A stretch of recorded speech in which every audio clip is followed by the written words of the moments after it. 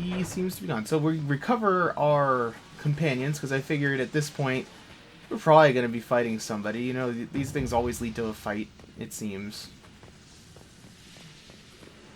Big glowy things. Those things are kind of cool. And I was like, oh, there's no fight here. Let's loot this thing. It's great. And what is this? Some sort of thing? Like I said, I've said it many times, I do not play video games to read. If I want to read that stuff, most of it, if not all of it, is on the wiki.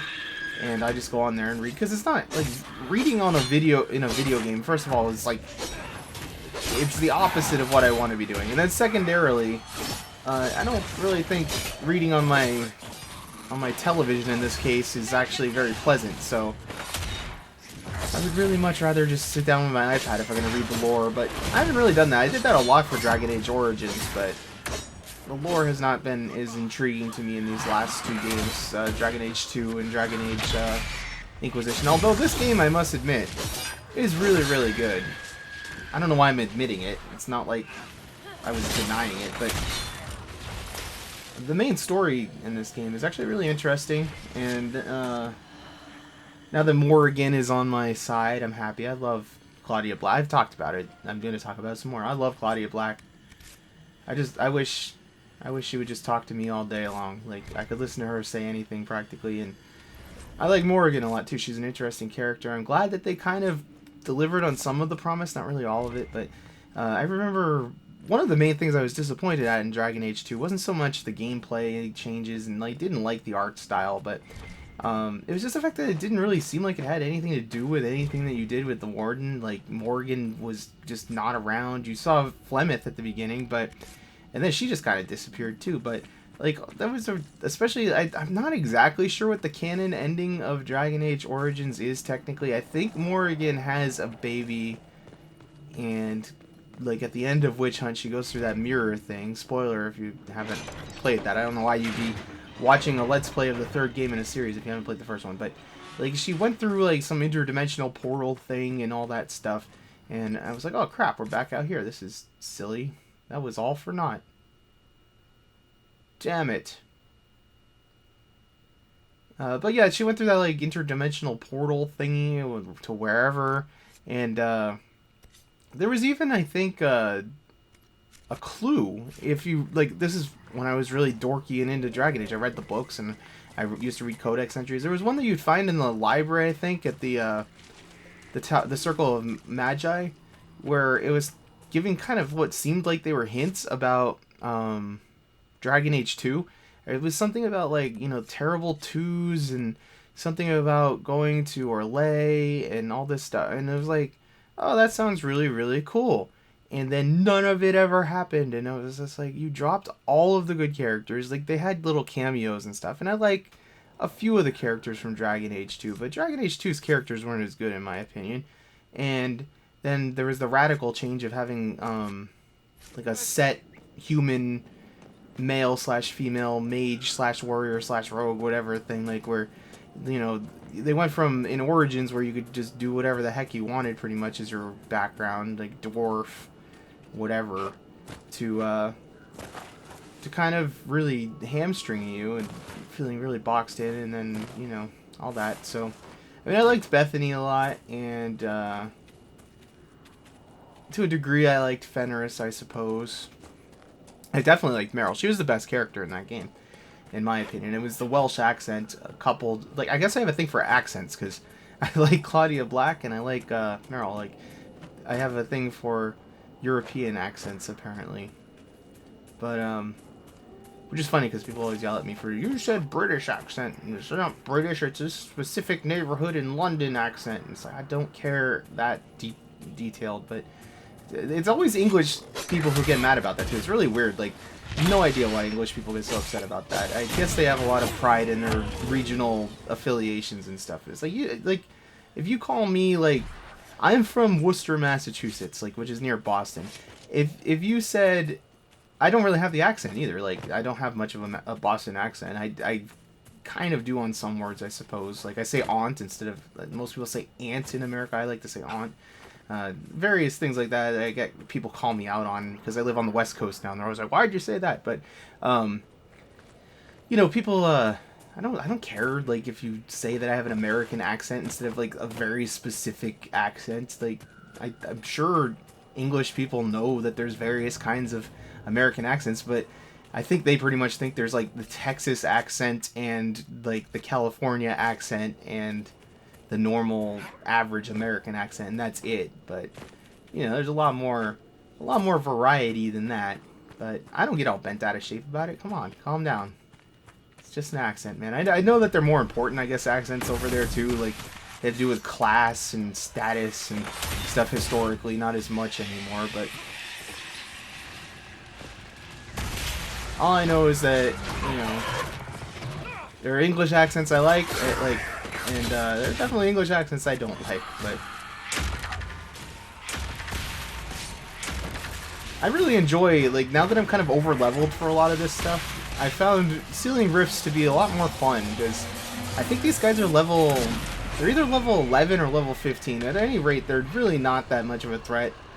And, I don't know, Sealing Rifts is just kind of neat, starting to feel like I'm powerful and stuff. It's one of the few times in this game that you actually feel kind of powerful. And the scaling in this game does sort of irritate me to a degree, because I'm not playing on hard or anything, but I'll be fighting like one of those horrible bears that I complain about. Those like naked, ugly bears that are in, what is that place? The green place? I don't remember. Emerald something.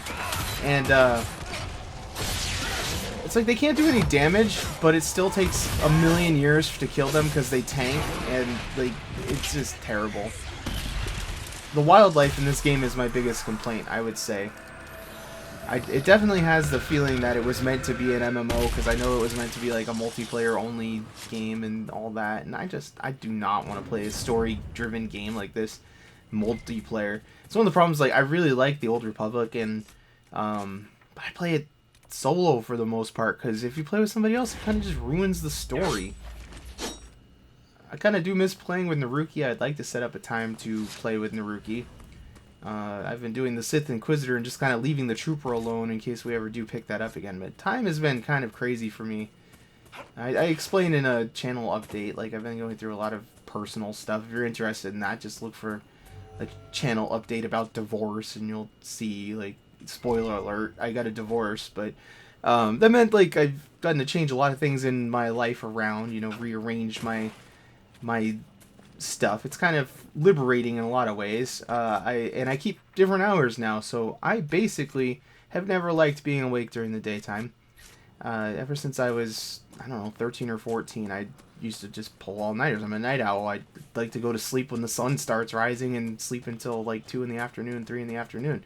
I'm not a daytime person. I don't like anything about the daytime. I don't like the sun. It's one of the reasons I like Oregon, because it's rainy here. Well, it's not as rainy as people think, but it's cloudy here a lot during the summer. I mean, the winter. The summer's terrible, but it is cloudy a lot during the winter and rainy fairly often, and I like that. And then I don't like being out in the day, because there's millions of people everywhere when you go to the store or something like that. And unfortunately, to a degree, I do have to still be awake during the day, obviously, because one of the things I did was I'm gone back to school full time now in college. Been out of college for a couple years, but I decided to go back and start a different career and all that stuff. I don't know how dedicated I'm going to be to it. I'd rather start my own business. Like, that's what I'm kind of working on. But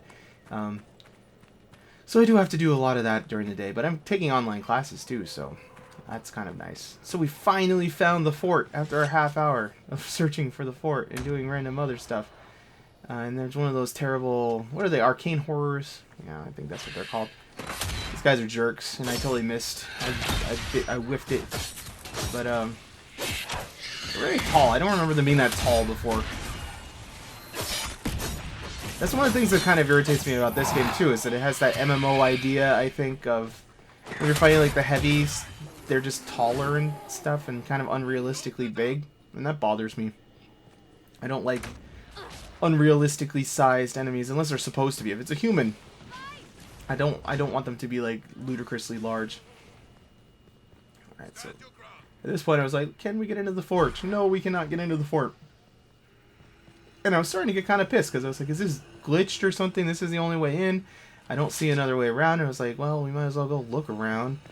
I was trying to see if there's a way I could hop the wall or something like that, but there definitely is not. And from my previous experience, I assumed that these undead guys were going to just keep spawning in, but the truth is they don't. And at some point, we'll kill enough of them that it will allow me to go, but yeah, these undead guys are kind of irritating too. A lot of undead in this game compared to the other ones. It's kind of odd. Seems like the dead are coming back to life everywhere. I guess it's Corypheus at work. And I was like, okay, cool beans. Now everything's dead, right? And this guy's like, nope, to victory at last. It looks like Patrick Stewart a little bit. I don't know why I thought of that, but it's because he's bald and he has white hair. But and I was like, well, let's go on over here and see if we can scamper around. I was like, nope, no way to scamper. Kind of frustrated. And the truth is, the game had just like kind of glitched or something. Yeah, to victory at last. I know that. And it opened that time. It's funny, when you're playing in real time, it always seems like it's a lot longer. Like I said, I don't usually watch my own videos like this. That was a brilliant show, Inquisitor. My men had barely been keeping the Horde at bay. Bastien Prou, Marshal of the Grand Duke's forces here in the Dales. The war is over. Gaspard will never be Emperor. What? It can't be over. We can still fight. The throne is Gaspard's by right. No.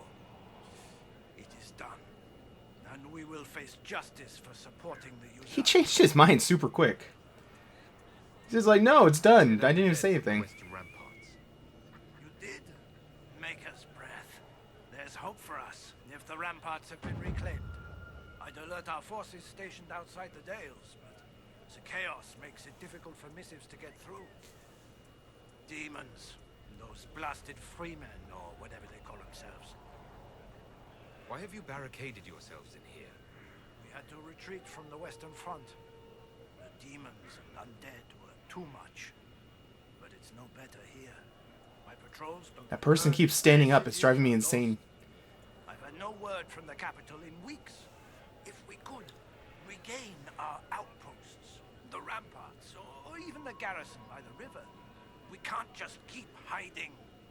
I want to die like a soldier, not cowering under a bed, praying the monsters don't get me. The Fade Rifts are gone. Demons should no longer trouble you. With the demons gone, our communication and supply lines will open again. Even with the war lost, we may prepare and withdraw with dignity, as soldiers. I've heard something of the Freemen of the Dales. What do you know about them? They're a mob of traitors, too soft for war. Thought it was a skirmish or two's and back for supper. Turns out it wasn't. And off they run to the first person to tell them their tantrums are acceptable. Now they want independence. To establish a new settlement. Ridiculous. I shall take my leave. I do kind of like these Orlesian guys. So, we ended up getting new quests there, which is cool, I guess. And I thought I had already set fire to the body pits. It's kind of weird. I don't know. I guess because we hadn't done this first. Like, nobody came to hold the fort down or whatever. It's kind of odd. Mark this bad boy. These guys ended up annoying me a lot. It's a pet peeve of mine. I'll let them talk. Thank the Maker. Perhaps now we'll be able to get word out. Have many of you fallen? What you see is all that's left. We were 1,000 strong once. The worst part is not knowing what happened to the men who don't come back. Deserters? Or dead? If they're dead, we've nothing to tell their families. Nothing to send home. Good luck to you. I don't know how he knew that I needed 3 things from that, but whatever. Anyway, like I was trying to find a way out that was shorter here. I was being lazy, so those are where the letters are and whatnot. I think it's unacceptable in a modern video game to have like soldiers or something like that that are just generic NPCs that all say the exact same thing over and over and over again. It happens a lot with these guys, and it hasn't been a huge problem in this game, but it's like, this is a pretty, like, expensive modern game. You would think that they would be able to hire a couple more guys. Like, Skyrim was like that, too. It was worse in Skyrim, because they had that Arnold Schwarzenegger guy play everybody. And it's just like, come on, guys. Like, just like, why are we still doing this? Like, it's not like, this is a Blu-ray disc. I'm sure it's pretty full, but it's like 50 gigabytes. Why are we still using the same dialogue track over and over again like it's some sort of PlayStation 1 game with CD audio? It makes no sense. It's a super irritating thing, and I wish that it would stop.